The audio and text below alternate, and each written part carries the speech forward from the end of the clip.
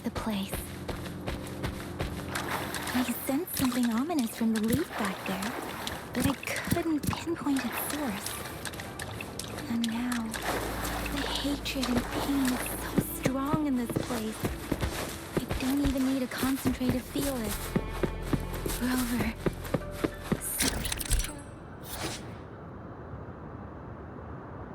This is a tacit field. Let's see how those tacit discords first.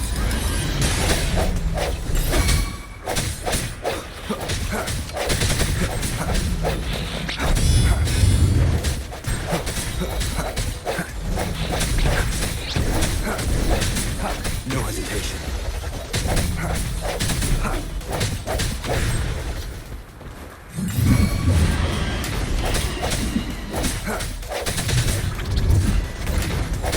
Strike in the shadows.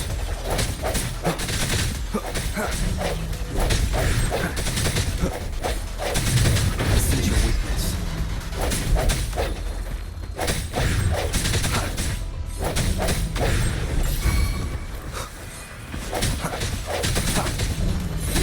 One with the sounds.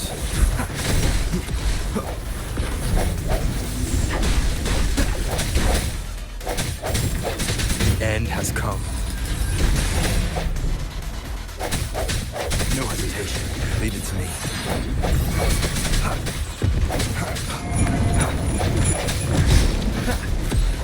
Strike in the shadows.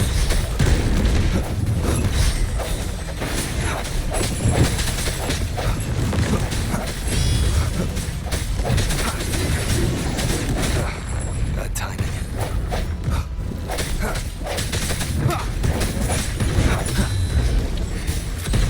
I sense you're one with the sounds.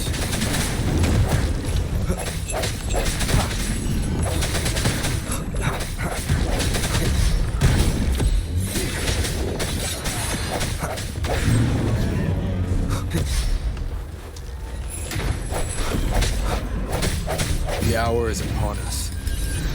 One with the sounds.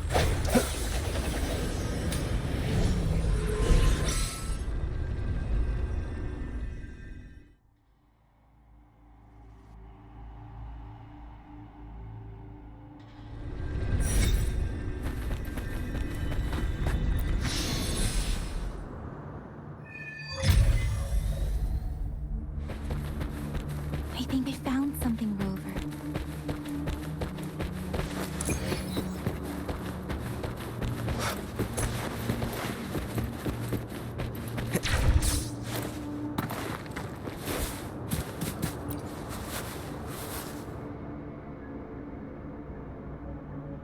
Watch out! Something's not right. Why wouldn't it attack us? Brother. Brother. Help. It seems to only repeat these lines. This is tacit discords attack other living beings because they need to feed on those frequencies to make themselves whole again. This one probably devoured turning the last bits of a human's consciousness into such monotonous mumbles.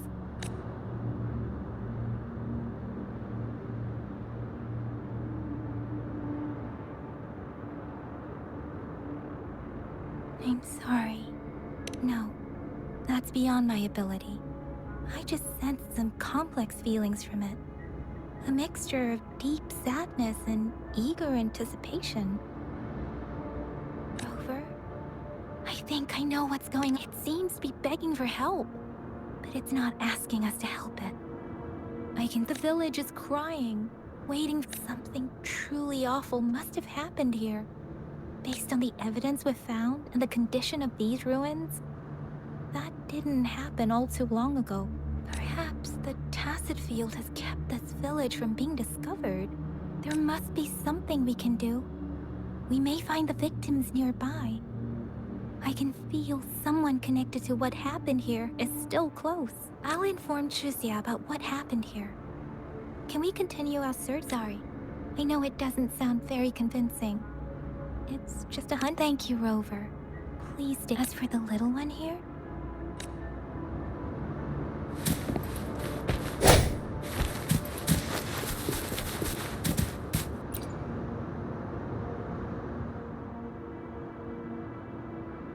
The area is a mess. But it doesn't look. There are many footprints here. Someone was injured.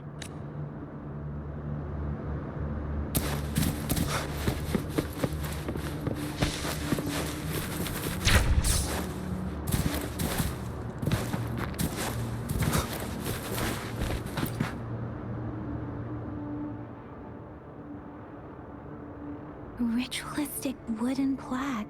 Why are they here? These plaques are usually placed. They seem to belong to a different time. I remember reading about something like this. People held large-scale ancient rituals periodically in their villages. I see. Let's check somewhere else.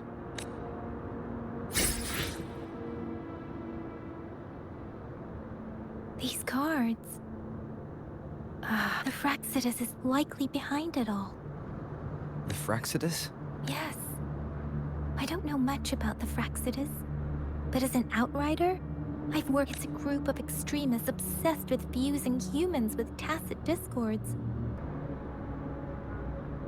Above the artificers are the overseers, leaders with eerie abilities and unknown intentions.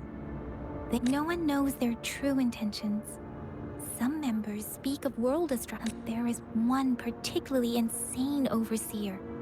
He's crazy. A man who sees no order and revels in destruction. I've seen similar cards in the physical evidence file. They belong to this one overseer I'm talking about. They call him. If he's responsible for what happened to these villagers, who knows what kind of cruel and twisted...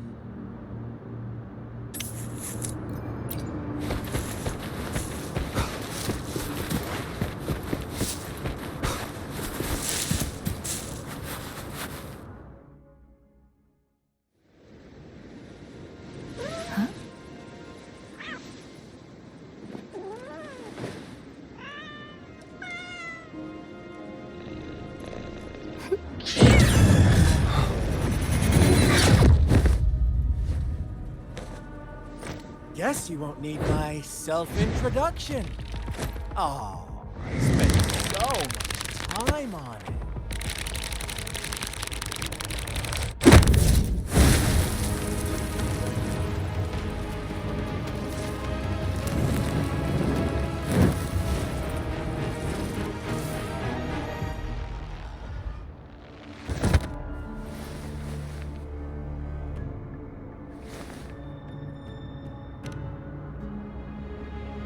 If you need to hear it from me, then yes, I am Scar, cruel and twisted maniac. We deserve a meeting free of such disturbances, don't you agree? The girl, she's gonna sway your judgment. Aw, so you really care about her. Don't worry. I don't plan to make you hate me just yet. She is safe now. Well, let's just enjoy our time together for the moment. Forget about that irrelevant person, will you? To begin with, I heard you've lost your memories. So, it's true. That makes sense, given how fragile you were when you woke up. I would have questioned the authenticity of those rumors.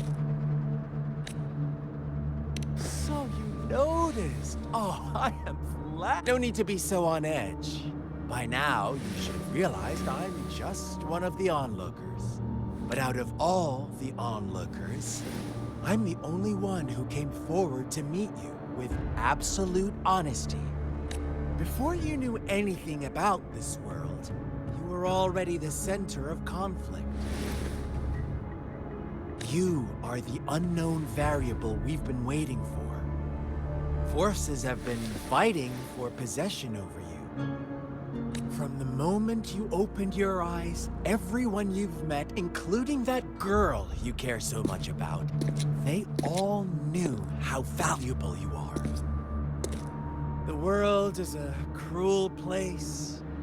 You are a living, breathing person, but you're just a pawn to many. That's why I'm here. Because I see you as a dear friend, and I want to tell you the truth. I am so sorry for everything you're about to face. But truth hurts sometimes.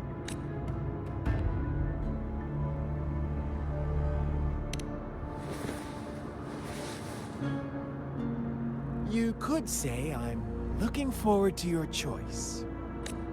My goal is simple. I just want to deepen our mutual understanding, nothing more. Come on. Observe the surroundings a little more and tell me what you see. As you learn more about this world, your true desires will surface. And our little game will become even more entertaining. And before that, I don't want anyone to disturb my precious alone time with you. That's all. Why do you have to assume we are the culprits? Maybe you should be asking me what actually happened here. I won't tell you everything just yet. That's too boring. As I said, why don't you take a look around and see for yourself? So go ahead. What do you see?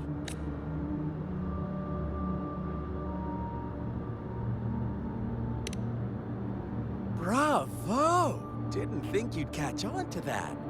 Now, what is the conclusion you've drawn?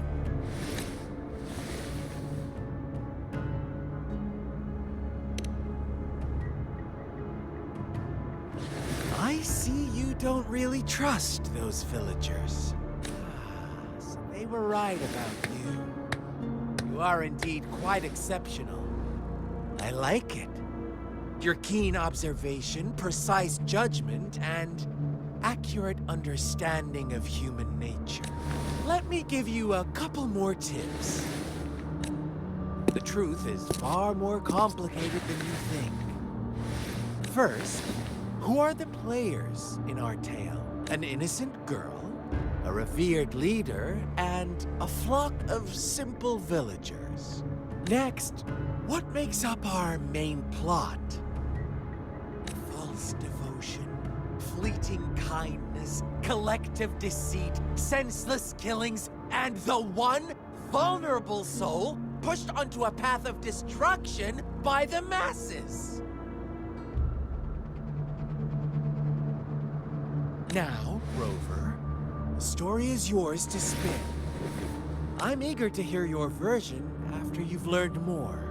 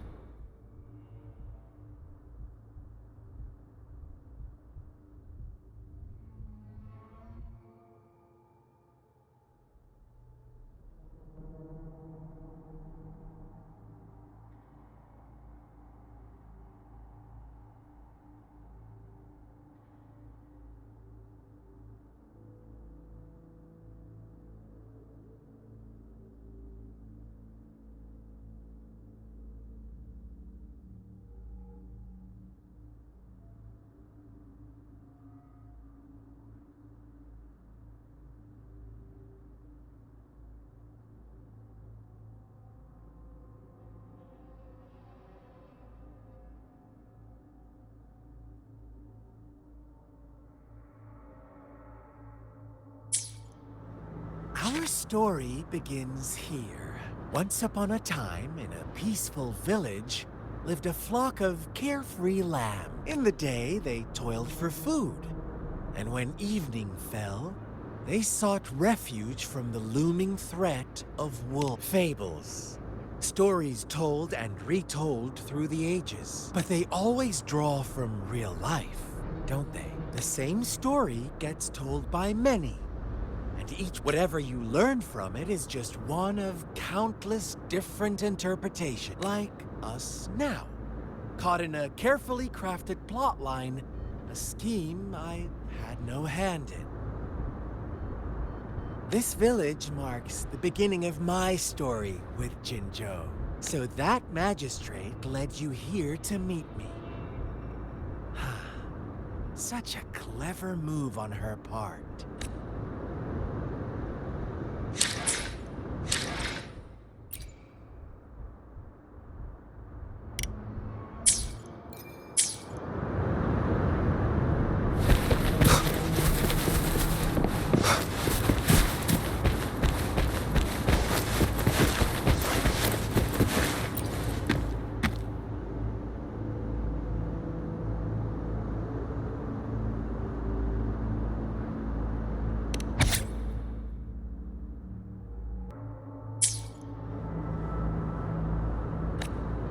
One day, a shepherd visited the village. The shepherd brought them promises of abundance and protection. The lambs, drawn in by his words, soon lived in comfort and security.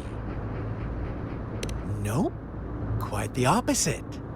The shepherd's arrival is only the beginning. With a wave of his hand, the shepherd could grant their every wish. His flock obeyed, bowing their heads, pleading for better food and shelter. They no longer had to struggle for survival, as their once meager lives were replaced with endless luxury. The flock worshipped their shepherd-turned-god, praising him and holding him in the highest regard. What's wrong? Does my story make you uncomfortable? Imagine you were one of those lambs, facing irresistible temptation and pressure from your peers. Wouldn't you? Oh, so we agree already. You are right. But the world we live in falls short of our ideals. The shepherd still reigns, and the lambs have grown complacent. It's up to the two of us to make that ideal world a reality.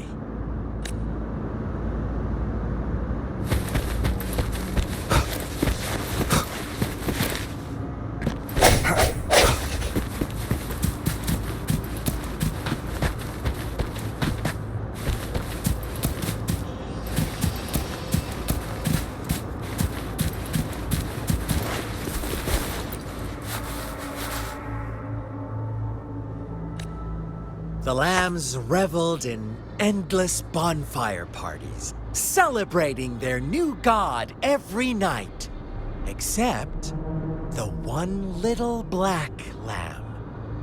As each night passed, it was the only one to notice how its flock was dwindling away. Rover, do you think someone would give you what you want without taking anything from you? I once believed that too. Thought as long as I paid a high enough price, I could get my desired outcome. But true equality is scarce. Always has been. The world was never a fair place. Wouldn't you agree? To receive equal retribution, one must give more and more and more. When every wish comes with a hefty price, people weigh their options carefully. But when they can make someone else bear the price, they all rush to make more wishes. They don't consider they too may one day pay for another's selfish desire. Funny, isn't it?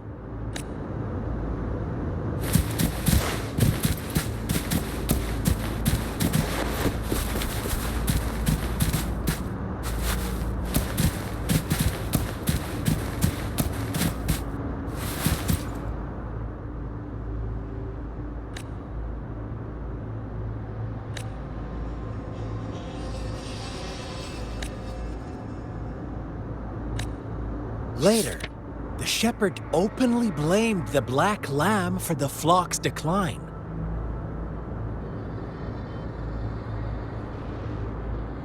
On the next day, the white lambs welcomed the rising sun as usual, but the black lamb was nowhere to be found.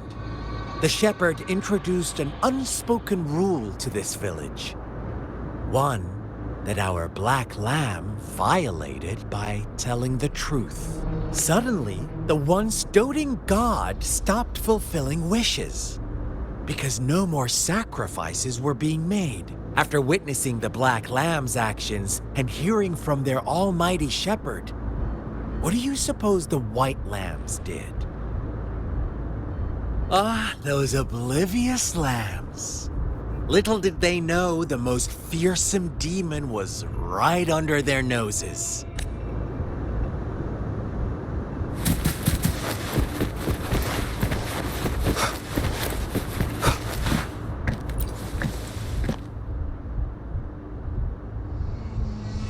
Well done. You didn't let any details slip. Now, I wonder, what is your takeaway from this story? Answer me and I'll reveal the truth of what happened. Who was the real culprit behind the diminishing number of lambs? Brilliant answer. You saw past the obvious. The true culprit was not the shepherd, but the white lambs who chose to follow his rules. The shepherd never forced them into anything. He merely presented a choice, a possibility. No one would have been killed if they simply refrained from making those wishes. Their greed and indifference were the cause of it all. Now, my second question. What price did the lambs pay for their wishes?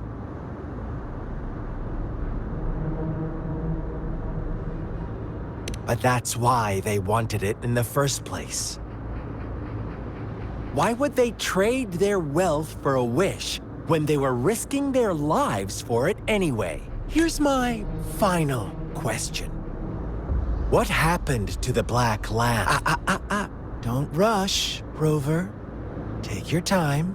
What is the truth you've uncovered?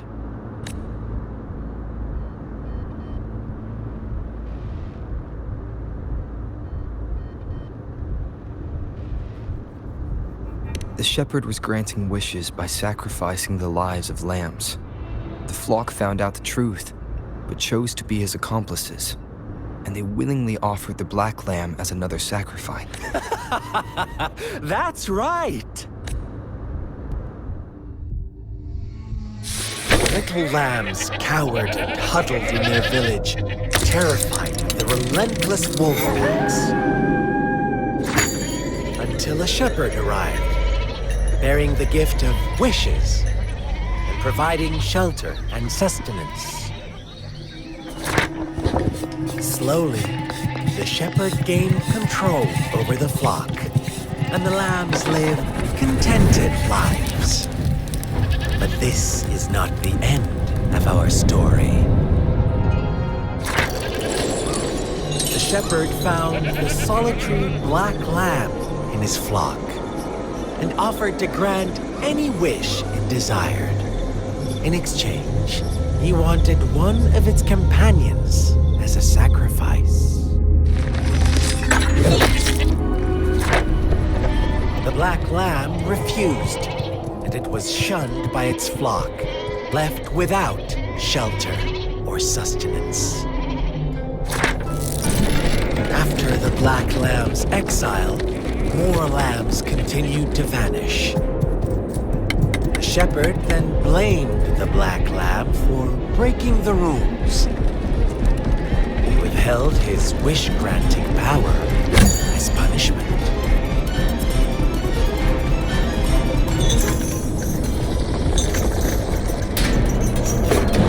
From the very beginning, the lambs knew the risk of making wishes. They too could become sacrifices for those of others. They always believed it wouldn't be them. Meanwhile, some lambs reasoned that since they had already risked being sacrificed for someone else's wish, it was then only fair to pass on that risk for a chance at fulfilling their own desires. So they continued to play the game. They all knew the consequences, but chose to remain silent. Fearful, yet greedy, They followed the shepherd's orders and made wishes again and again, until one day, a brave black lamb spoke up, shattering the flock's facade, their illusion of a peaceful and happy life.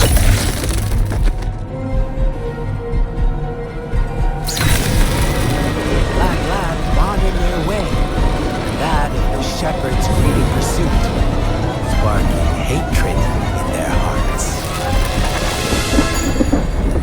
Suddenly, they could no longer ignore the blood and ashes of past sacrifices littering the ground.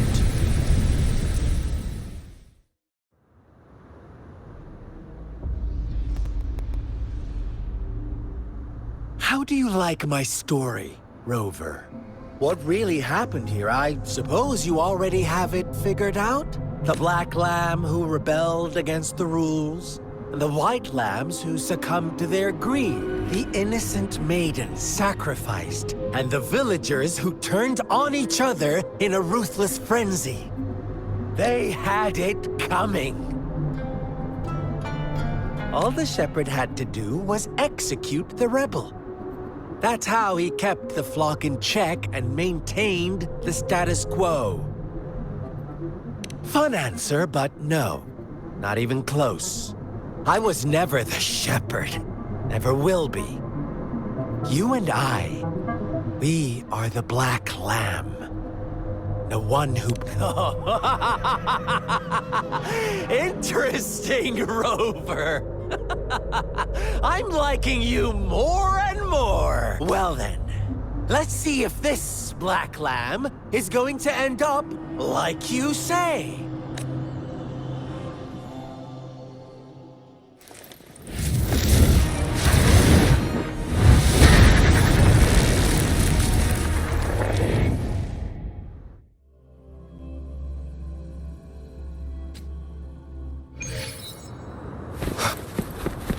Welcome to the realm of endless chaos. Now is your time to think, Rover. What is the... Oh! You found us already. Shake and shiver, blink an eye. A flock of lambs comes past the line. Fleece of white, black, red. Who's the sweetest one ahead? Watch out, my dear. Your pioneers are lying at your feet. Don't look back. Don't rush. One slip and you'll shatter to pieces.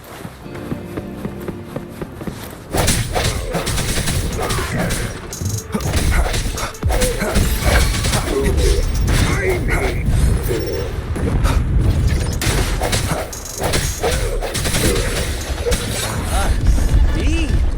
Such brutality. Can't you see?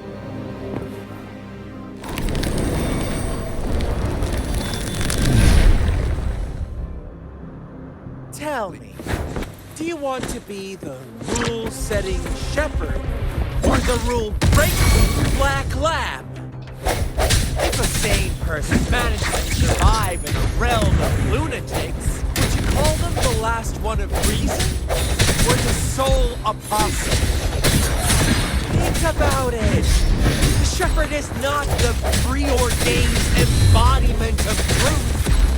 Once he is gone for good, the black lamb can reclaim the trust of its herd. And eventually, there will be none left to be victims or oppressors!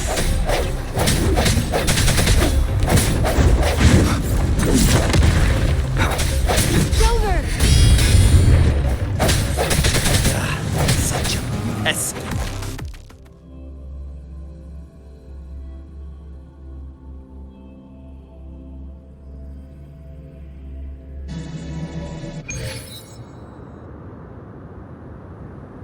Rover? Rover!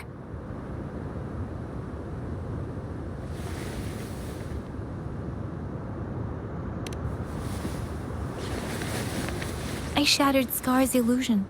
That should have injured him. Oh, should I thank you for showing me mercy? Stay away from him!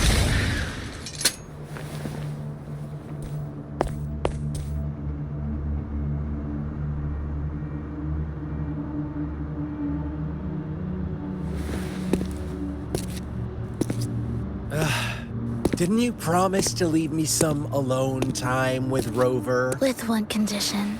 I do hope you haven't let that slip from your mind. Don't let your improvisation trouble others. Look at you, rushing in to protect your precious, perfect movement. No worries. I know all the do's and don'ts. I don't need you to tell me what to do. Rover, it seems our happy little date must come to an end. But don't forget my sincere reminders. Let me know what you choose. An unexpected gift? An honest and open exchange? Or a highly risky gamble? The choice is yours. I know how smart you are.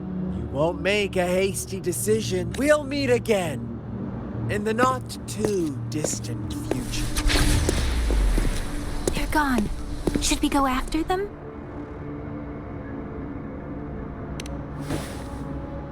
Oh. Scar's resonance abilities appear to involve teleportation and the manipulation of space.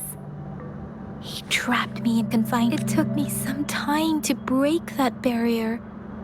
Sorry, Rover. If only I could have reached you.